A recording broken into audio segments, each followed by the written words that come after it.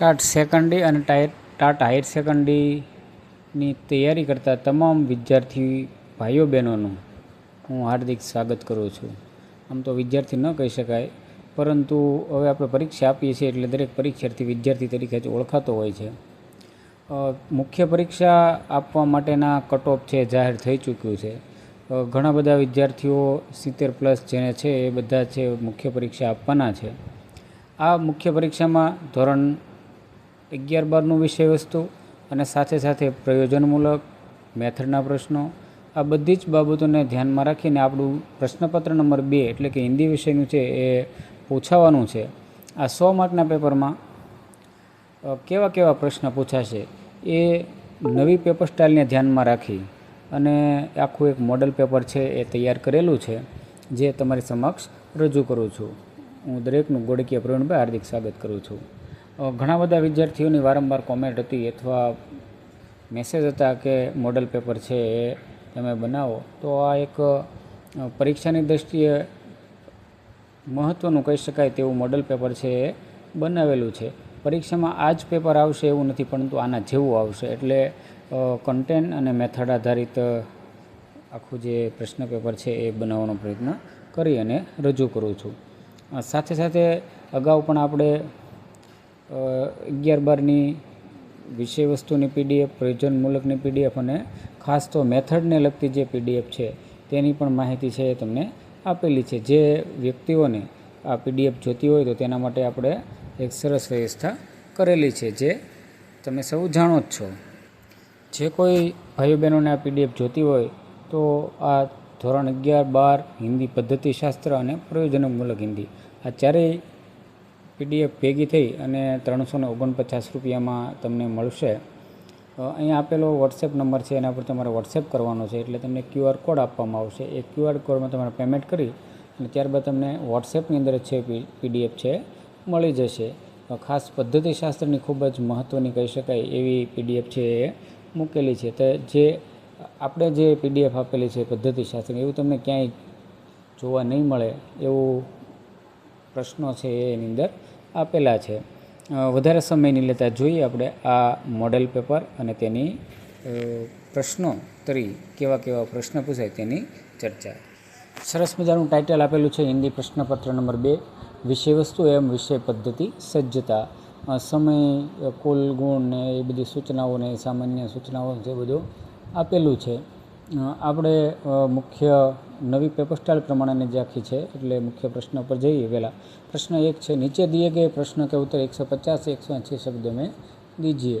तो 35 मार्क में છે આવે છે. એટલે કે આ આખું જે છે એ પ્રશ્નો જે આપેલા છે એ બધા ફરજિયાત છે. આ વખતે તમે કોઈ પ્રશ્ન છે ઓપ્શનમાં કાઢી શકશો નહીં. અગાઉ ઓપ્શનમાં કાઢી શકે તેવી પરિસ્થિતિ હતી, પરંતુ અત્યારે તમે કોઈ પ્રશ્ન છે એ ઓપ્શનની અંદર એટલે કે કાઢી શકશો નહીં. બધા ફરજિયાત લખવા જરૂરી છે. એટલે ખાસ પ્રશ્નો છે આપણે આવડવા જ જોઈએ, કારણ કે એકાદ પ્રશ્ન જો આપણો ભૂલાઈ જાય અથવા ન આવડે તો ઘણી બધી પરિસ્થિતિ છે આવી જાય એમ છે. એટલે PDF ખાસ લઈ લેજો. એવું નથી કે આ જ PDF, પણ મારી PDF સિવાય બીજી કોઈ પણ જગ્યાથી તમને જો કંઈ મળે તો બધું જ મટીરિયલ ભેગું કરી અને વાંચજો, જેથી કરીને પરીક્ષામાં ખૂબ સારા માર્ક્સ છે તમારે આવી શકે. 35 માર્કનું છે આખું. પહેલો પ્રશ્ન છે, જીવન में क्षण की क्या विशेषता है. बीजो प्रश्न है, अपने ही काम नहीं आएंगे तो कोई बाहर से तो आवेगा नहीं, सोमबू ने ऐसा क्यों कहा. तीजो प्रश्न, हिंदी के शब्दों के विभिन्न भेदों का परिचय देते हुए विभिन्न स्रोतों से हिंदी में आए हुए शब्दों की जानकारी दीजिए. हिंदी में जो बधा शब्दों से तत्सम तद्भव ने एना विषे आपको प्रश्न है. बादल को घिरते देखा है कविता में कवि की नैसर्गिकता का वर्णन कीजिए. 5वां है, क्रिया विशेषण की व्याख्या देकर उसके भेद बताइए. 6ठो प्रश्न, व्याकरण और अनुवाद पद्धति समझाइए.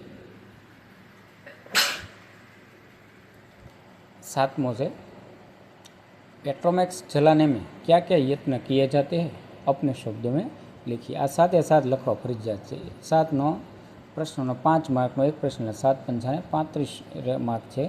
ત્યારબાદ બીજો પ્રશ્ન છે, નીચે दिए गए प्रश्न के उत्तर 100 से 150 शब्दों में दीजिए. એમાં પહેલો છે, સોમા બુઆ का चरित्र लिखिए. बीजो प्रश्न, कदम मिलाकर चलने में कौन सी कठिनाई झेलनी पड़ती है? वाचन दोष दूर करने का उपाय। चौथो, हम भारत माता की जय बोलते हैं तो किसकी जय बोलते हैं? पांचमों है, लेखक ने पैसे एकत्र करने वालों को कितने प्रतिशत देने की बात कही? छठो है, काव्य शिक्षा के उद्देश्य। અને સાતમો પ્રશ્ન, ખડી બોલી હિન્દી કે આરંભિક વિકાસ કા પરિચય દીજીએ। આ કુલ 28 માર્કનું છે, એટલે 7 પ્રશ્નો છે, એટલે 4 માર્કનો એક પ્રશ્ન થશે। ત્યારબાદ 3 નંબરનું છે કે નીચે દિए गए प्रश्नों के उत्तर दीजिए, જે 22 માર્કનો છે। એમાં પહેલું છે, आदमी का दुर्भाग्य भी कभी कभी सौभाग्य बन जाता है, समझाइए। मनुष्य की अपेक्षा परिंदे क्यों बेहतर है? अर्ध सरकारी पत्र का प्रयोग कैसे मामलों में किया जाता है? नदियों और सरोवरों को देखना क्यों दुस्साहस हो गया है?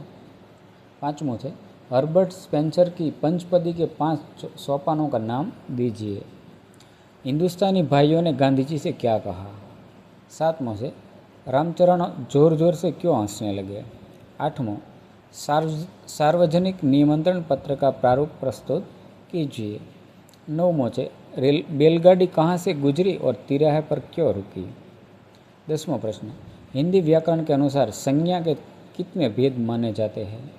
और 11वां है, देवताओं में इंद्र और कंकड़ में रत्न समान होना चाहिए, એટલે 2 માર્કનો છે આ પ્રશ્ન થશે। ત્યારબાદ ચોથા ક્રમનો પ્રશ્ન છે કે નિમ્નલિખિત પ્રશ્ન કે उत्तर संक्षेप में लिखिए। તો આની અંદર ખરા ખોટા છે, ખાલી જગ્યા પૂરો છે, એવા બધા પ્રશ્નો આવશે। दोपहर में ठंडी छाहे का अनुभव कवि खाली जग्या नीचे करते हैं। तो आ खाली जग्या में जो जवाब आवे આપણે લખવાનો છે। शब्द समूह છે, यज्ञ में आहुति देने वाला क्या कहा जाता है, ये લખવાનું છે। विशेषण की व्याख्या देकर उसके भेद बताइए। चौथों से, कहाँ राजा भोज कहाँ गंगू तेली, कहावत समझाइए। पांचवों है, सुभाष बाबू युद्ध को प्रभु द्वारा प्राप्त खाली जग्या समझता था। छठों से, कुचक्र शब्द का उपसर्ग अलग कीजिए। सातवां है, अव्यय किसे कहा जाता है? आठवां प्रश्न, समाज में वर्ण संकरता कब बढ़ जाती है? 9वां है, प्रोजेक्ट विधि किसे कहते हैं? 10वां प्रश्न, कवि की दिनचर्या क्या है? 11वां है, पाठशाला शब्द समास का विग्रह करके प्रकार बताइए। और 12वां है, चंपा किसकी लड़की है? 13वां प्रश्न, लिपि के विकास की मुख्य 4 अवस्थाएं बताइए। और 14वां है, लड़के की माँ बाबू के यहाँ क्या काम करती थी? और 15वां है कि बालक को किसके सावधान रहना चाहिए, जे 15 मार्कનો પ્રશ્ન હતો। તો આ રીતે વિદ્યાર્થી મિત્રો મોડેલ પેપર આપવાનો પ્રયત્ન કરેલો છે। આ જ પ્રશ્ન આવશે એવું આપણે કહેતા નથી, પરંતુ આની જેવા આ પેપર સ્ટાઇલ પ્રમાણેના હોઈ શકે। તો તમે પણ આનું છે એક વખત સોલ્યુશન કરી લેજો, જેથી કરીને તમને ખ્યાલ આવશે કે તમે કેટલા માર્ક્સ લાવી શકશો। તો ઘણા સમય પછી આ મોડેલ પેપર છે મૂકેલું છે। જો વિડીયો સારો લાગે તો લાઇક શેર કરજો। અને એક આપણી જ બીજી ચેનલ છે, એમાં ગુજરાતીને લગતા આપણે વ્યાકરણને લગતા વિડીયો મૂકી રહ્યા છીએ। એમાં પણ જો તમને સારો લાગે તો લાઇક શેર કરજો, સબસ્ક્રાઈબ કરજો, અને આવા જ વિડીયો જોવા માટે મારી સાથે જોડાયેલા રહેજો।